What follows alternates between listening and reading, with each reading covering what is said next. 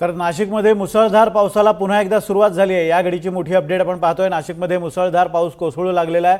आपण मगाशी पाहिलं की नाशिकमधली स्थिती आता हळूहळू गंभीर बनत चालली आहे। गंगापूर धरणातून मोठ्या प्रमाणावर पाण्याचा विसर्ग सुरू झालेला आहे। त्यातच आता नाशिकमध्ये पुन्हा एकदा मुसळधार पावसाला सुरुवात झाली आहे। पाऊस असाच कायम राहिला तर दुतोंड्या मारुतीजवळ परिस्थिती आणखीन बिकट होत जाणार आहे। ही दृश्य आपण बघतोय। गोदावरी नदीपात्रात मोठ्या वेगाने पाण्याचा प्रवाह वाहताना दिसतोय।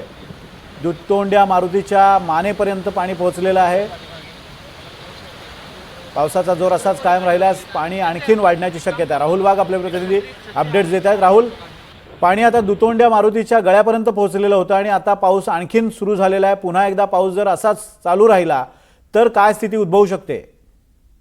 विनोद सर, आपण जर बघितलं तर पुन्हा एकदा नाशिकमध्ये मुसळधार पावसाला या ठिकाणी सुरुवात झालेली आहे। मी आता रामकुंड या परिसरामध्ये आहे आणि या परिसरामध्ये जर आपण बघितलं तर आता दुतोंड्या मारुतीच्या जवळपास मानेच्या वरपर्यंत या ठिकाणी पाण्याची पातळी पोहोचलेली आहे। संपूर्ण मंदिरे हे या ठिकाणी पाण्याखाली बुडल्याचं चित्र निर्माण झालेलं आहे। जवळपास 13,000 क्युसेकचा विसर्ग हा गंगापूर धरणातून गोदावरी नदी पात्रात सोडण्यात येतोय। त्यामुळे या ठिकाणी पूरस्थिती निर्माण झालेली आहे। प्रशासनाच्या माहितीनुसार संध्याकाळपर्यंत या विसर्गामध्ये वाढून जवळपास 25,000 ते 30,000 क्युसेक पाण्याचा विसर्ग हा गोदावरी नदी पात्रामध्ये करण्यात आलेला आहे। त्यामुळे लगतचे दुकानं असतील किंवा गावं असतील यांना या ठिकाणी प्रशासनाच्या वतीने सतर्कतेचा इशारा देण्यात आलेला आहे।